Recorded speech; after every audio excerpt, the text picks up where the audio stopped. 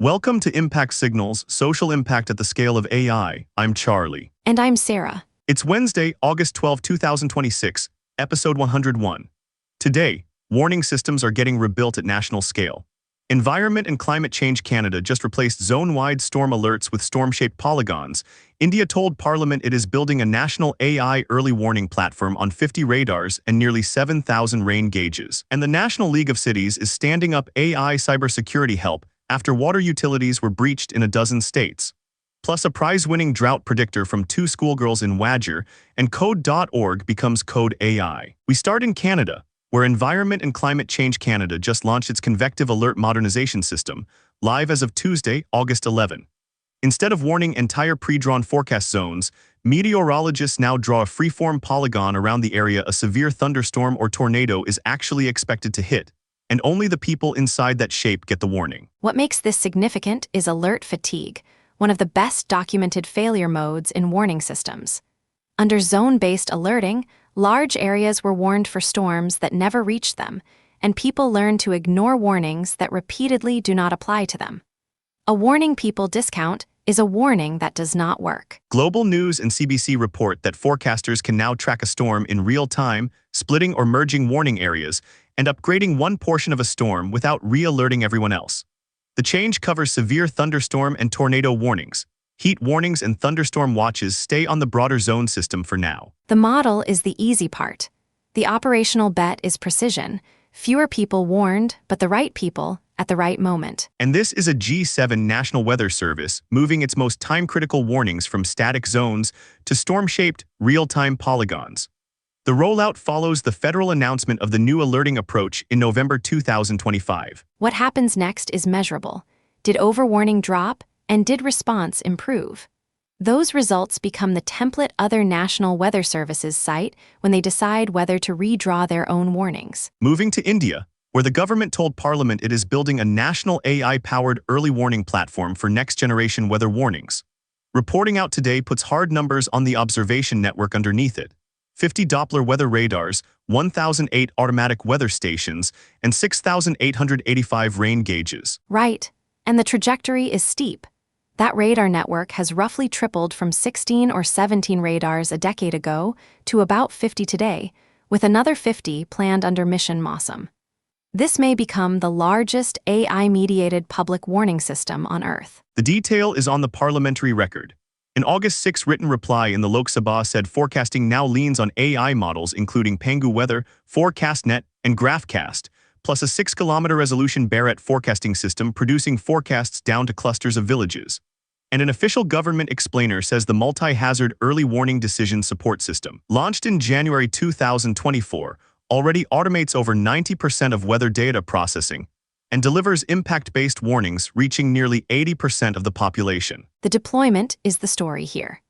The AI layer is moving from individual forecast models into the national warning chain itself, and the next milestones sit on the parliamentary record for accountability, the other 50 radars, and the platform's delivery timeline.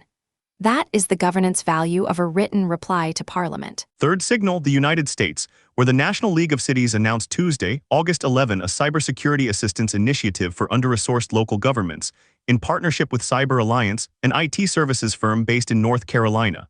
The timing is not abstract. The announcement follows cyber attacks last month that compromised water utilities in at least a dozen U.S. states. The constraint is translation.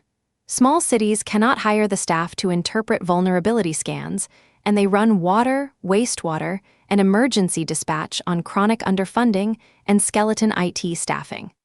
That is why municipal water systems became a proven soft target. State Scoop reports the program is built around Sally AI, a platform that converts technical cybersecurity findings into plain language recommendations city leaders can understand and act on. How to prioritize fixes, and how to communicate risk to elected officials, insurers, and the public. The reach is what to watch. This is a membership organization covering thousands of U.S. cities, putting an AI translation layer between technical findings and non-technical decision makers. And last month's water utility breach wave gives it an immediate, measurable test in the field. From city halls to a science fair in Nairobi, Hafsa Ibrahim Adan and Asha Harun Yarrow, two students at Senior Chief Adano Girls Day Secondary School in Wajir County, took first place overall at the Young Scientists Kenya National Exhibition with an AI-based drought risk prediction system built for climate-vulnerable communities in northeastern Kenya. Their system reads sensors tracking soil moisture, temperature, humidity, and rainfall, and a model turns that stream into a drought risk score with a stated confidence level, plus an estimate of how many days remain before drought conditions set in. It counts down the days. And Wajir sits inside the East Africa drought zone, currently under an orange level alert, so this is early warning designed by people who live under the hazard. At Sensor Plus model costs a county could afford. The pipeline behind the project is its own signal. The exhibition drew 308 finalists from 125 schools, selected from more than 1,500 submissions nationwide, and girls formed the majority of participants. More than 20 students from refugee camps took part with UNICEF support, several of them winning awards in their categories. For practitioners watching where East Africa's applied AI talent comes from next, that is the leading indicator. Kenya's flagship youth science competition now runs on an explicit AI theme, and the winners are coming from the counties that lie closest to the hazards. One more story before the watch lists. Code.org, the nonprofit behind the Hour of Code, is now CodeAI. The Chronicle of Philanthropy reported Tuesday that the June rebrand caps a year of restructuring. 18 staff laid off in January, a new chief executive, Karim Megji, installed in February with a mandate to explore earned revenue, and gift-driven funding down from $42.8 million in 2023 to $25.2 million in 2025. That is a 41% funding decline at an organization whose curriculum reaches tens of thousands of schools across dozens of countries, including low-income and global south classrooms that rely on its free materials. The curriculum is following the name. An Hour of AI joins the Hour of Code, and an AI Foundations course for high school students is in development. The operational question is whether earned revenue can replace the donors, and that answer will shape what free education nonprofits look like after AI. On the disaster watch, a magnitude 7.4 earthquake in western Colombia, the strongest recorded there this century per the Colombian Geological Service. At least 169 dead, about 700 injured, roughly 5,000 homes damaged or destroyed, and 5.2 million people in the heavy shaking zone, under a red alert from GDAX, the International Disaster Alert and Coordination System. Also active, monsoon flooding in the Philippines with 19 dead and a town in Pangasinan under a state of calamity. Floods in China with 237,338 people displaced, and an orange-level drought across DR Congo, Kenya, Tanzania, and Uganda. Colombia is the live test of everything in today's first two stories. National alerting under real load.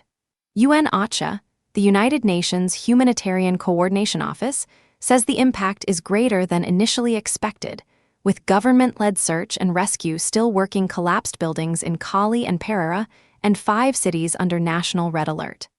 That test is running right now. Funding Watch, the Austrian Research Promotion Agency, FFG, has its AI Ecosystems 2026 call open, 8.4 million euros total, with 100,000 to 1 million euros per project, deadline October 6 at noon Central European Time.